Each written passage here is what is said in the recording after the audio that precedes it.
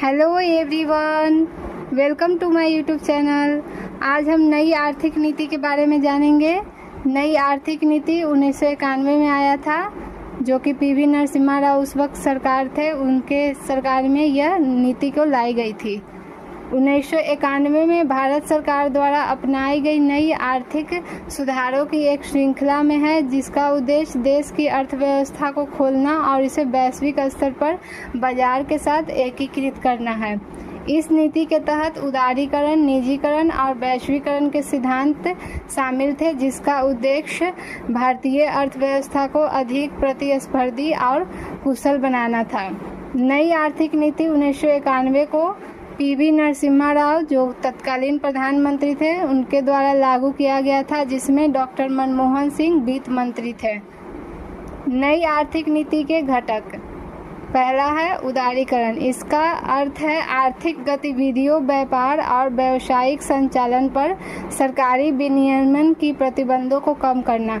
अर्थात जो भी आर्थिक गतिविधियां, व्यापार और व्यावसायिक संचालन है देश में, उस पे जो सरकार के द्वारा जो सरकारी विनियमन पर जो प्रतिबंध लगाए जाते हैं, उसको कम करना है। अर्थात जो लाइसेंस लागू किए जाते हैं उसमें बहुत चीज़ों को बदलाव किया गया है, उसे कम किया गया है, ताकि जो भी आर्थिक गतिविधियां हैं वो सुचारू रूप से काम कर सकें।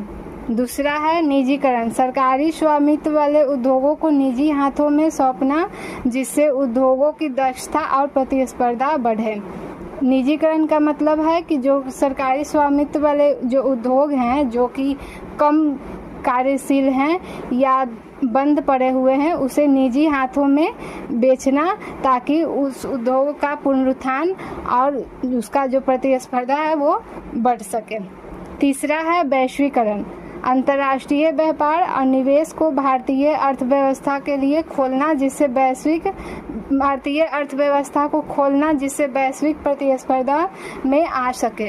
अर्थात कहने का वैश्वीकरण का मतलब है कि जो भारतीय अर्थव्यवस्था है उसे अंतर्राष्ट्रीय व्यापार करने और अंतर्राष्ट्रीय निवेश करने में के लिए बढ़ावा दिया जाए।